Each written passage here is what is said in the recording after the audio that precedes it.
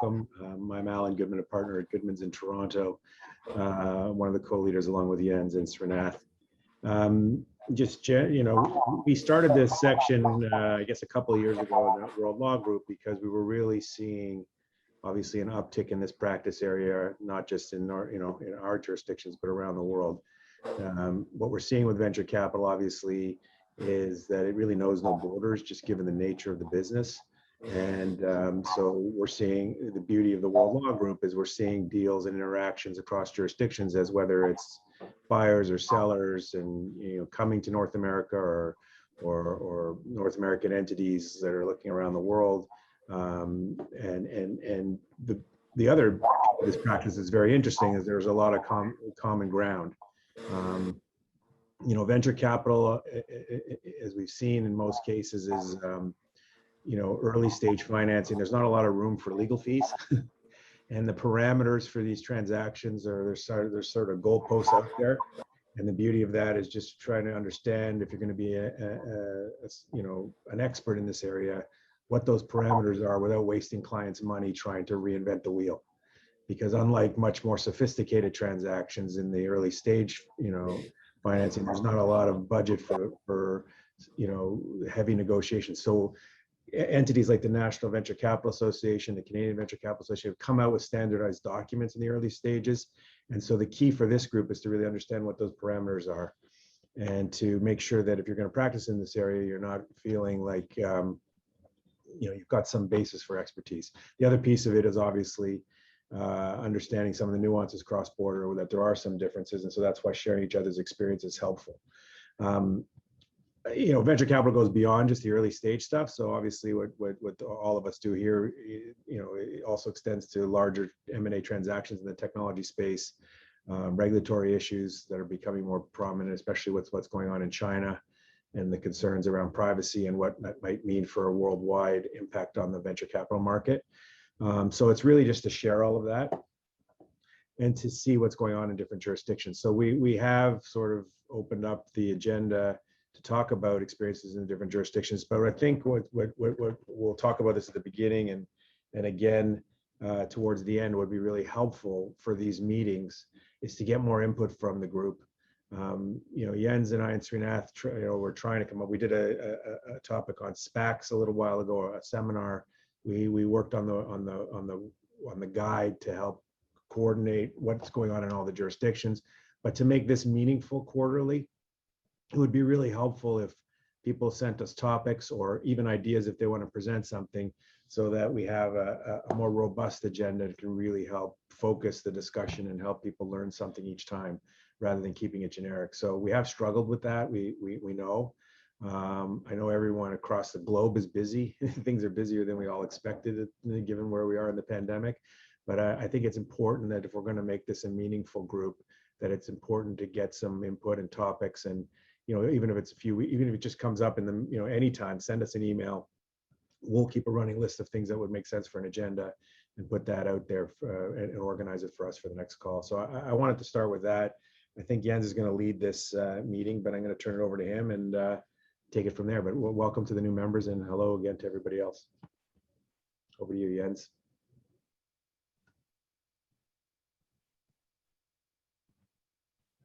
So had to unmute me. So also warm hello from my end.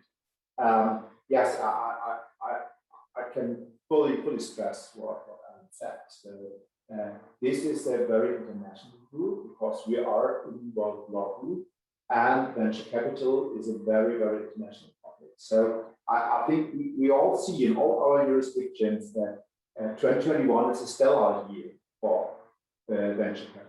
And it's not only early stage investments, which are widespread in all jurisdictions we cover, but also in the late stage transactions, which we see.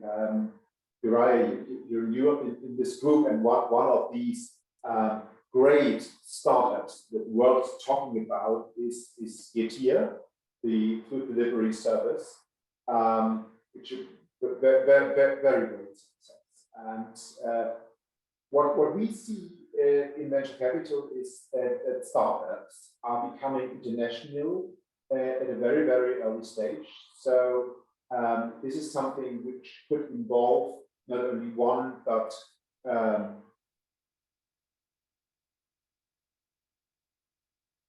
could you hear me? Maybe I have to change my settings. I can We hear you. can All right. hear you. It just sounds like you're a little bit far Yeah, away, like you're using speakerphone. Yeah, I think it now it should be better. So Much better. Yes. yeah, sorry for that. This was the wrong microphone. Was the laptop microphone still on, because I worked outside the office before noon today. Yeah, so as I said, a very, very international part of the business, because startups are becoming internationally much more early, and the investor base which we see is in the later stage segment. It's quite the same. So we see Tiger Global, for example, which covers almost all jurisdictions we are in. So they are doing their investments on international base, and this is something which really brings us together here as a group. What we also think is one really advantage of this group, that we don't talk only about meaningful legal stuff. So because venture capital has to do a lot with business, and when we talk to our clients, it's mostly about business, and it's also about international reach, international coverage. What do you think about market trends? What do you see in your area of expertise? And this is also one thing that the group can help enormously to get a really big picture of what's going on internationally. So this was one of the reasons why we said we want to talk today about what's happening in various jurisdictions, what's going on. Not talking about legal things. We can do this, of course, if there is any legislation which maybe fosters or restricts investments in startups, but we also could have a market overview. So what's going on there?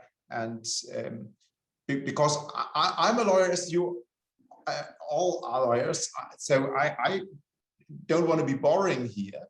And I asked our business relationship people on the ground to compile some figures about the state of venture capital and startup investments in Europe, and I brought some of these figures. So if there is nothing else to add on the agenda here, and what we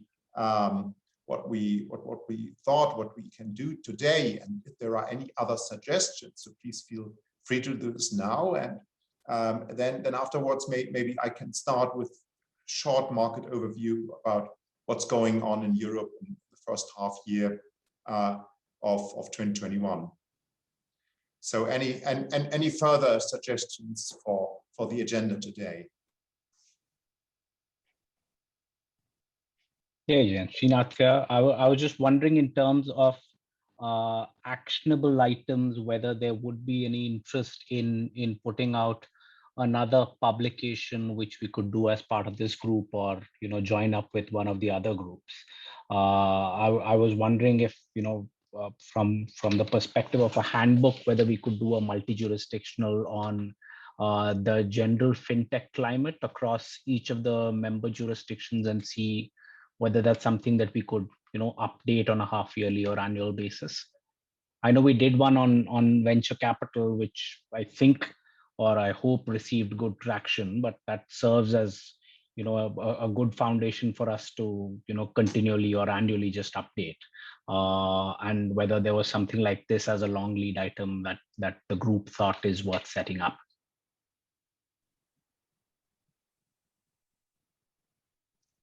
Yeah, any thoughts on this? Yeah, that's a good idea. I think I'm interested. I could do my part. I'm happy to talk to some of my colleagues that work in fintech in particular. If there's interest in doing that, and I think in life sciences as well and healthcare, we see quite a bit of action right now in the U.S. So I think it's a good idea. The same from Spain. I'm happy to do it. I think it's a very good idea, and we can prepare our part for Spain. Yeah, maybe Hannah, you can circulate our report we compiled in last December to the group, to all the new members, but all to all other members, and asked for an update. So this will be an easy thing, because we did most of the work we had to do, and this is good to ask all members if there are updates in certain jurisdictions. There will be one update for Germany, because new legislation on foreign direct investment has been enacted. So I think in other jurisdictions will be updates too. Okay. Okay, great shout. Thank you very much. What do you think about having a webinar this year? So all our desks are crowded. Some of them are overloaded, as we all know. But is there any idea for a topic? We can talk about it on a webinar, so that we can open this also to our clients and to the wider group. The one thing I was thinking that might be helpful just in this space, and maybe it's something we do jointly. Hannah, I believe there is a data and privacy protection group. Is that right? There is. I wonder, just because in my practice, how prevalent that issue is in the context of venture capital financing and maybe in M&A transactions, et cetera. Is that something that people think might be of interest in, M&A transactions and the concerns around data and privacy protection and due diligence around it, and how you do due diligence around it? That might be a very practical seminar for people, because I spend now so much time with that group in our firm, because so many transactions, that's front and center to the issues. I'd throw that out as an idea, see what the group thinks of that.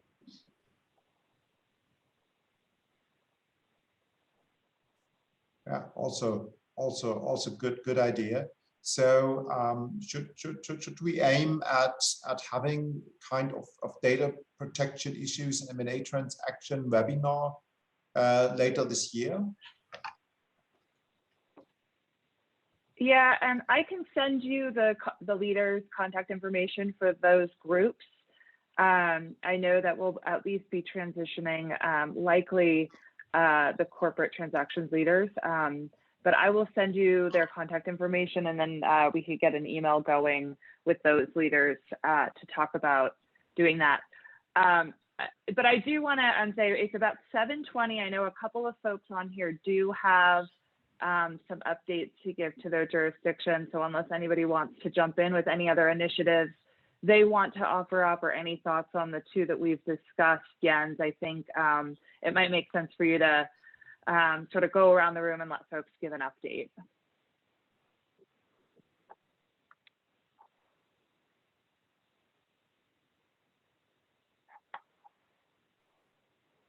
Okay, any further comments on this? So very good ideas. So we have two things to do this year, and it's only 3 months to go.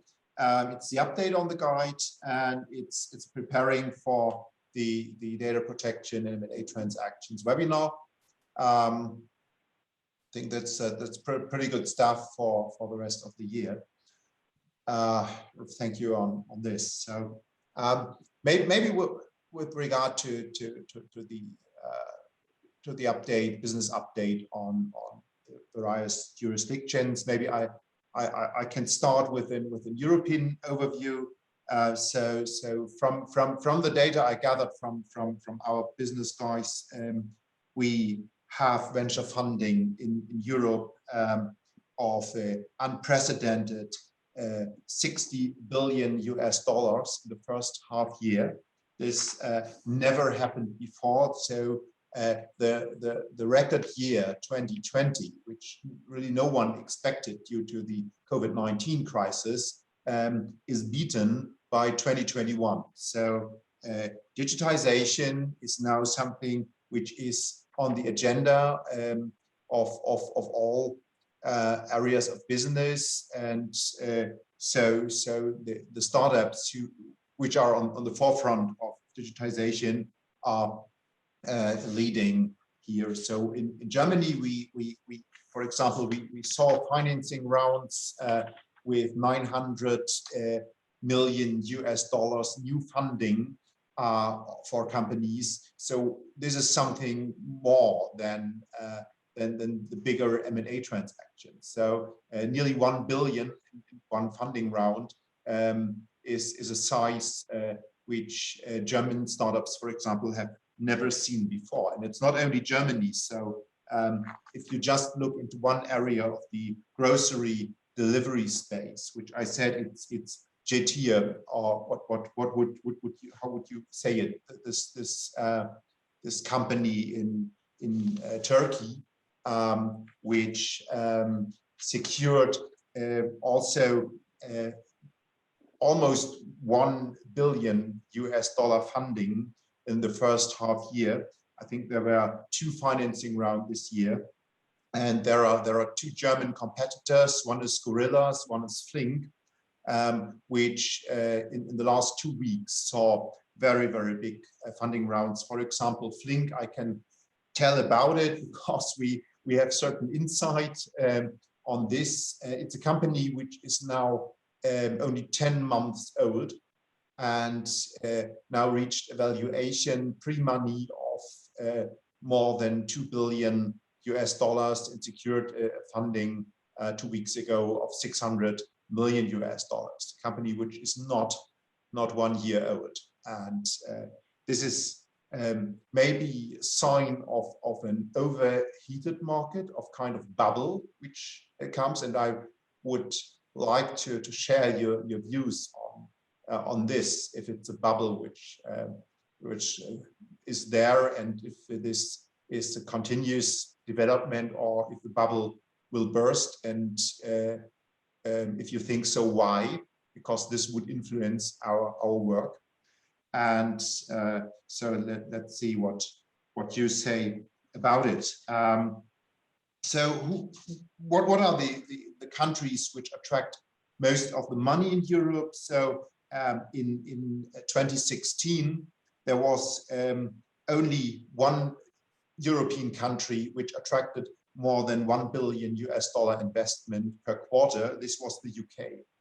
Now it's 6 countries which do so, and it's besides the UK, it's Netherlands, Germany, Switzerland, Ireland, and Turkey. And Turkey for mostly one company, which I already mentioned.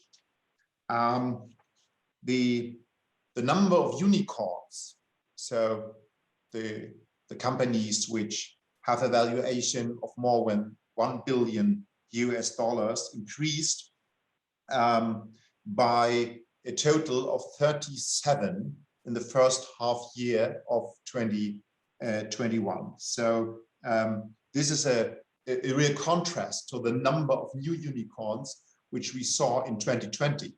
So there were only 15 companies all over Europe which became unicorns in 2020, and in the first half of 2021 there are already 37. So this shows that a lot of very big companies in terms of valuation are there on the scene, which also shows that the investors stay longer in the companies. They wait until the exit can occur, and one reason for that is that the IPO market has gained momentum. It is to some extent also driven by the SPAC market. We discussed this in this group, how SPACs can really create an exit path for these startups, because some of them are already too big to see a typical trade sale exit, because there will be a lack of buyers who can really buy a startup company which is 3 or 4 years old at $8 or $9 or $10 billion. So there is a way to IPOing these companies, and this is something which we really see here. So one last thing: who are the most active investors? There are domestic investors in terms of number, which we see a lot, like HV Capital from Germany and North Zone from the Nordics, Index Ventures from the UK. But we also see a lot of US investors being involved in Europe. We see General Catalyst, and we, as already mentioned, we see Tiger Global, which is kind of hybrid investor, because it's money from Asia, which is invested via a US fund all over the world. And so this would be also of interest if some of your firms is acting for Tiger Global, because this could be a very international thing that we can combine forces. So from general business now to our business, that we can offer the client the expertise of the whole group. We say, hey guys, we know how these transactions are managed, how we advise you on venture capital deals, and you can use our network. So if an investment comes in a country where you don't know the lawyers, ask the network, and we know these people. We see each other for the time being only on the video screen, but maybe at a later point again in person. So that we have personal contacts, we can bring you in touch with these guys from other jurisdictions, other firms, and this is our network which we want to share with you. So this was the insight, a bit what's going on the European market. So it's really a record year here for venture capital, and so is for the law firms involved. So who is next?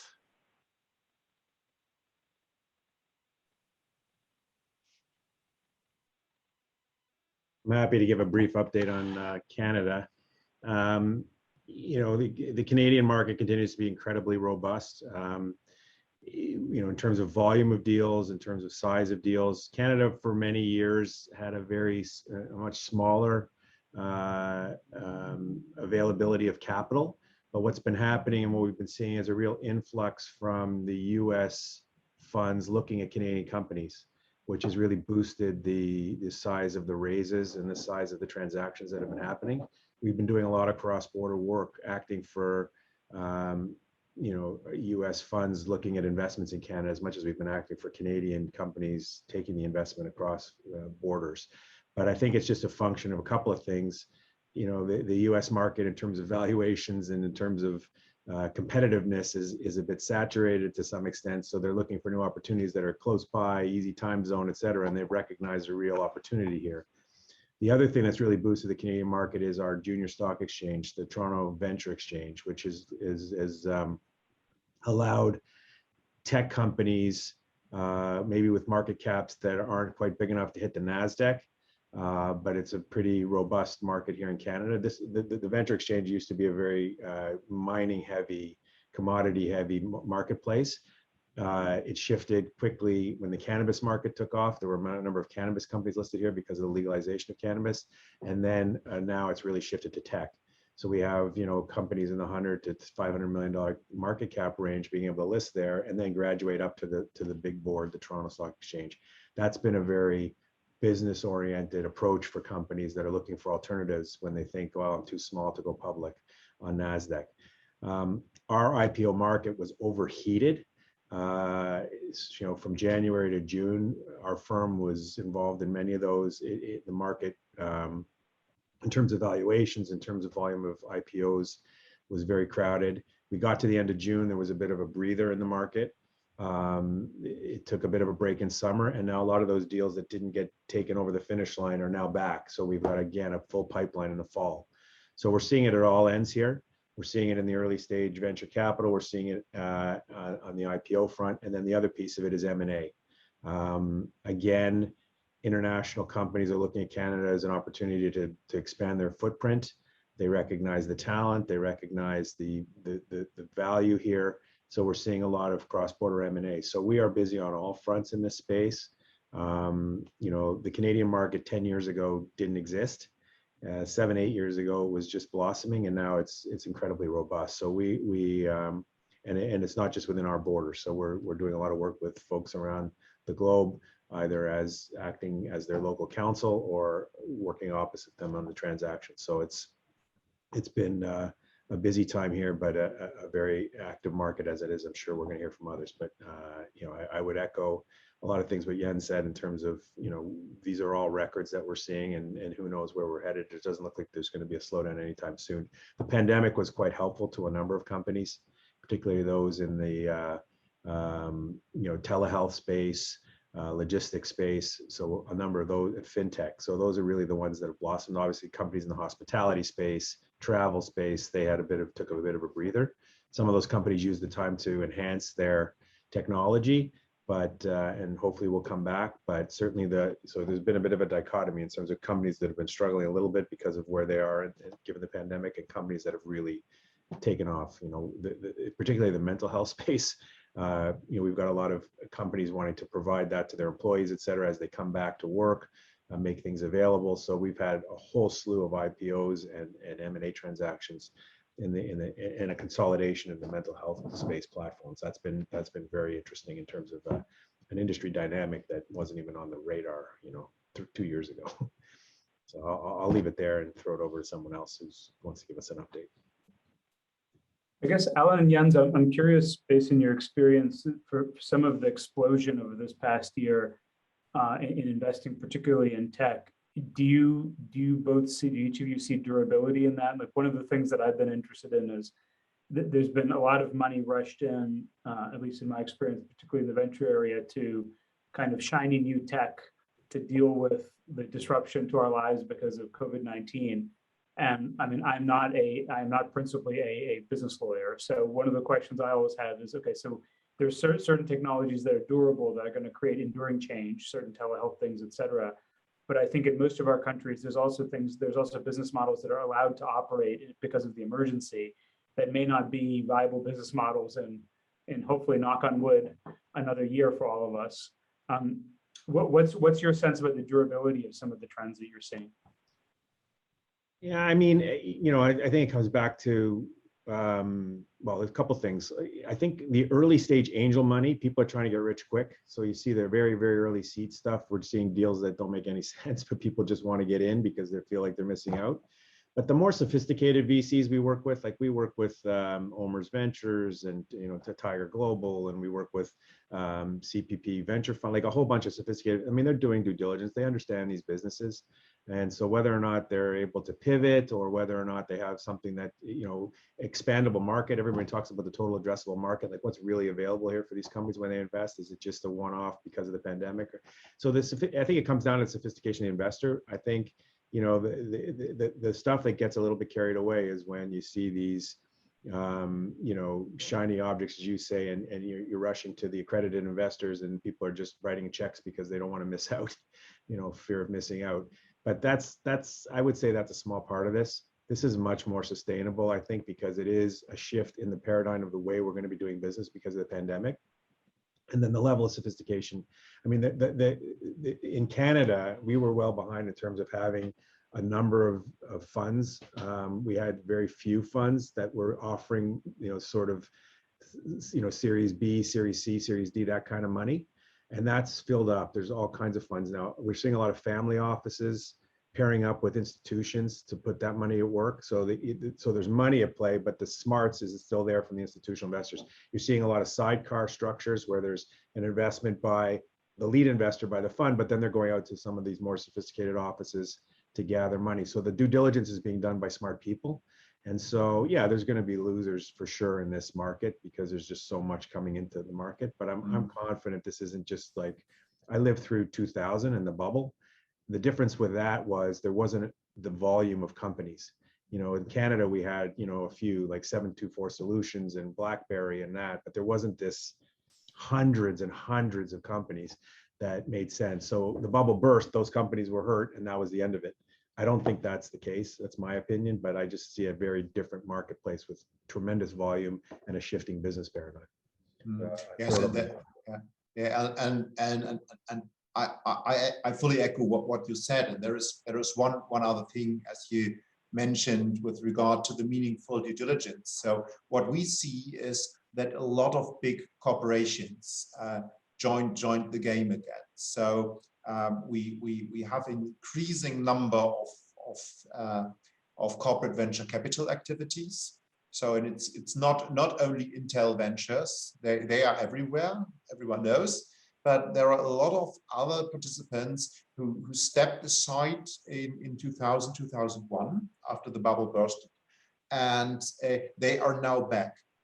They are back, and they spend billions just to get a grip in the system, because they are, compared to the venture capital funds, they are late, because we see in the last 3-4 years this enormous development of the startup universe. But a lot of them have, in the aftermath of the COVID-19 crisis, have decided that they, in the old question, make or buy, that they can't make it, that they cannot hold up because it's too late. They are too late. There are, in their business models, they have not incorporated all these things with digital business models and with on-demand business models. So they have to do something to be a more sustainable market participant in the future. And that's why a lot of boards of big corporations now, they have decided to go for the buy.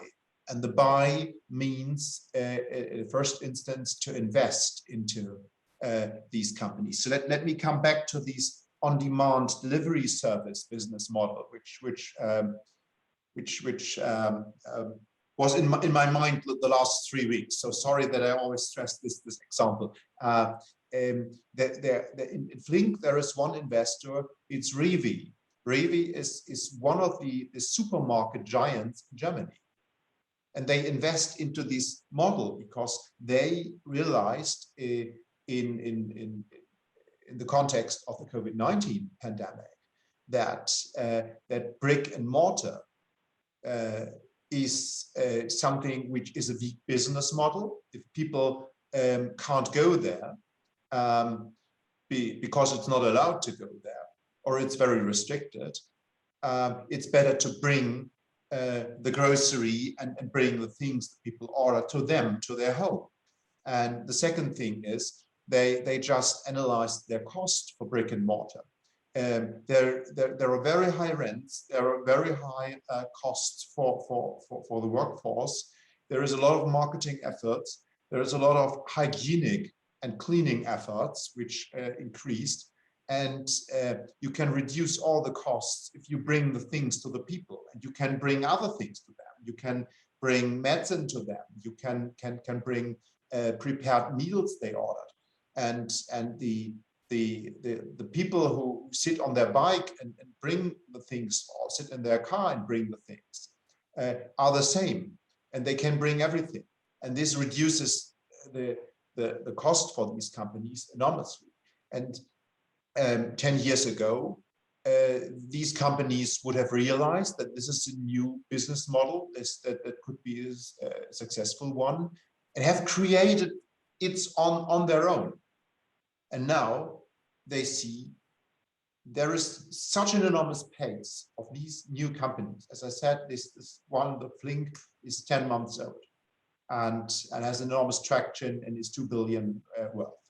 And so the big supermarket giants realized we can't do this on their own. We will be too late. So we invest into these startup companies to be a part of this. And this is something which really shows me that the market is a robust one, because the big corporations got into it again. And it's not only because there is a lot of cheap money with low interest rates, sometimes below zero, and a lot of money flows into the venture capital funds, and in a kind of spray and pray approach, these crazy young investment managers put the money in all the companies they find.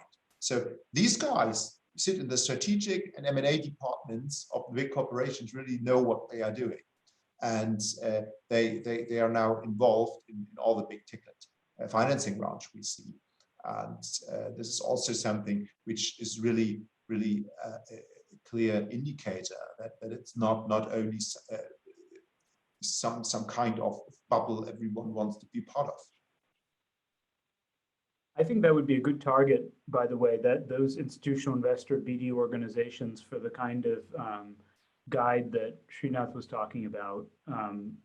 Obviously those kinds of global guides take a lot of time and work, but if something shaped up like that, I could imagine for a number of the BD arms of big companies that I work with, they would love to have a reference, and particularly in just seeing the law firms that are represented and the countries represented. Many of them are doing investments, cross-border investments in all of these places, and having some sort of reference that sort of features, kind of like what Chambers and other things do. Sort of particular trends and thought leadership in this area would be interesting.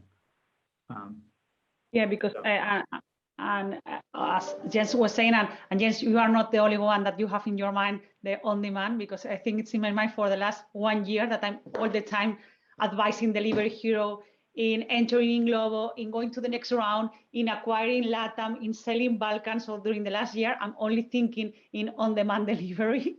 I think so many, and as Jan is saying, because we're seeing rounds and rounds, for instance, in unicorns, that we even have in Spain one unicorn, Glovo, that is on demand, and we are seeing all of these crazy movements because we are seeing big players like Delivery Hero that we have been advising for the last years in the investments in Glovo, but now was one that, according to the press, has invested in the Gorilla round as leading investor, which it's a competitor of Glovo, and Delivery Hero is the main shareholder of Glovo, this unicorn. So it's a very interesting, but we are seeing also this in players and this international impact also in very traditional players as Visa. For instance, last year we advised Tink, a Swedish company, in acquisition in a fintech in Spain, but this year such a traditional player as Visa, just for the reasons that Jens was saying, has decided to acquire Tink because they were not able to develop all of these, platforms inside there. They are too all organized, and the teams and so on. So at the end, we've seen that Visa has acquired this Swedish company Tink that also has these fintechs in Spain. So we are seeing in all the venture capital world a lot of players, both from like venture funds, but also very traditional corporate companies like Visa or many others, and all mixing even in the rounds and so on. And in all sectors, it's true that due to the COVID, for instance, suddenly in Spain, agrotech is being, quite rising, but there are other things like fintech, health, and that are very stable and with a lot of investment. And as Jens was saying, like record during last year, but also this year. And this is going to be maintained because we also seen a record in fund formation. Like in fund formation, not so much in private equity, but in venture capital, the fund formation like the funds that were already in Europe and in Spain have already incorporated their second or their third fund and double or tripling the amount of the previous funds.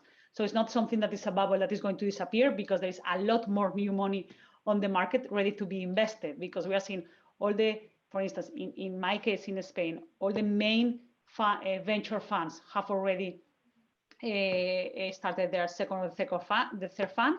And we are seeing players like the ones that Jens or Alan has mentioned, for instance, Tiger Global. We have just advised them as leading investor in Factorial, a Series B that was closed a few weeks ago. So these kind of players like Tiger Global or Delivery Hero, Rocket Internet, we are also advising them in some investments. So you have these worldwide players that are investing in all the countries. And it's true that then suddenly, for instance, Delivery Hero, because we were working with them, asked them to advise him in the transfer of all their business in Croatia, Bulgaria, Romania, where we are not advising them. So it's true that all of these deals are very, very international.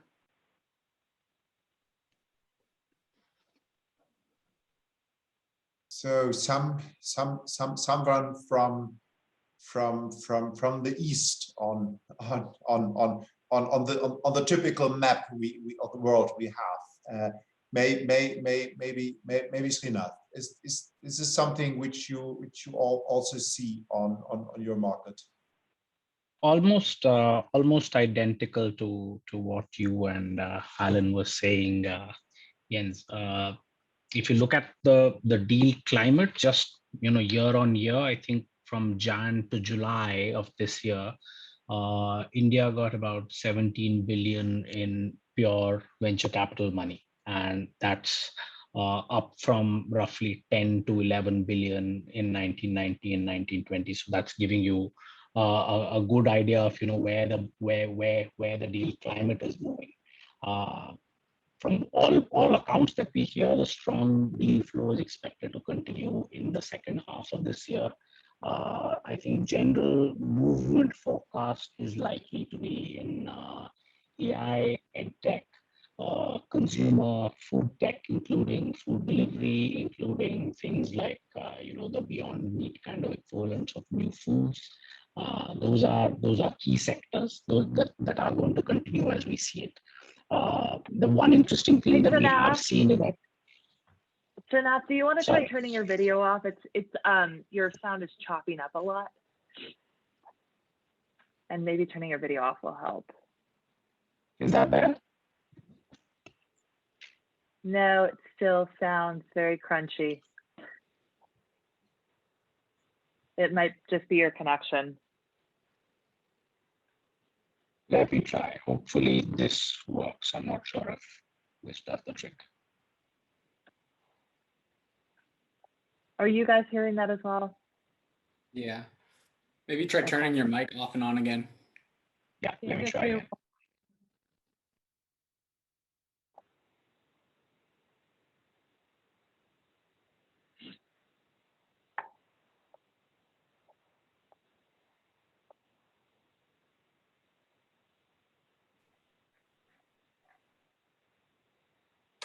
Hey, can you hear me okay now?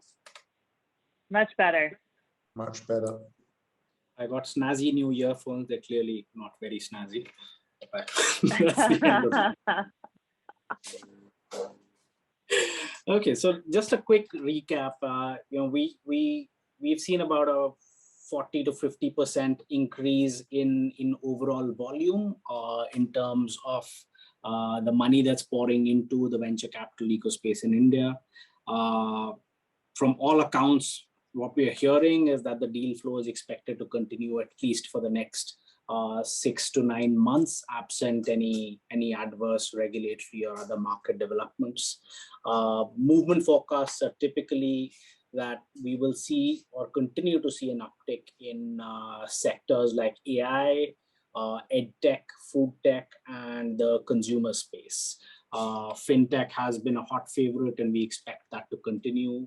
No slowing down at all, especially on account of regulatory support in terms of favorable regulations, regulatory sandboxes being introduced by hitherto conservative regulators. That's helping boost the ecosystem and the players themselves. The one interesting thing that we are seeing are basically tailwinds in terms of supporting exits as the ecosystem has started actioning, IPOs and offshore listings and SPACs and the like.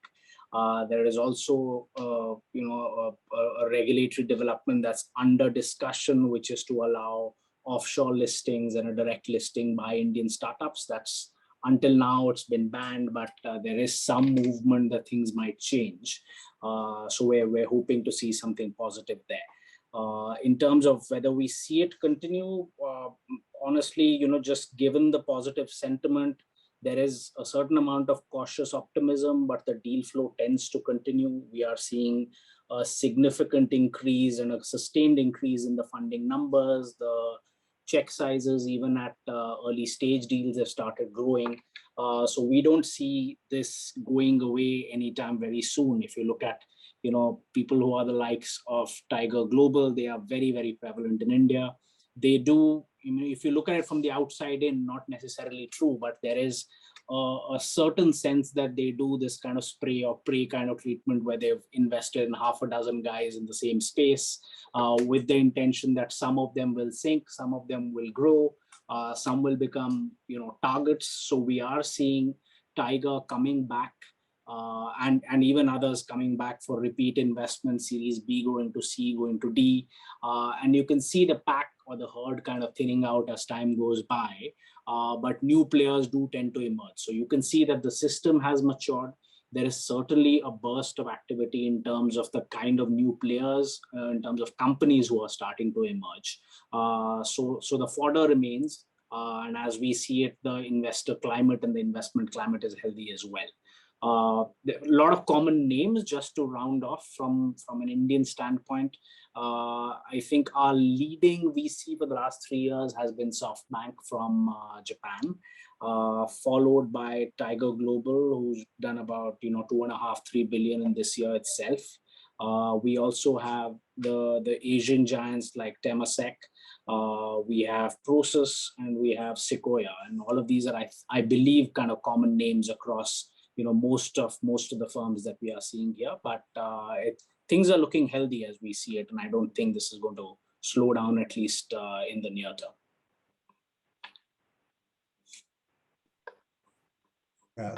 Thank you for this excellent insight. And indeed, all the names you mentioned are at the forefront of the investor base, also in Europe, and I think also in the US.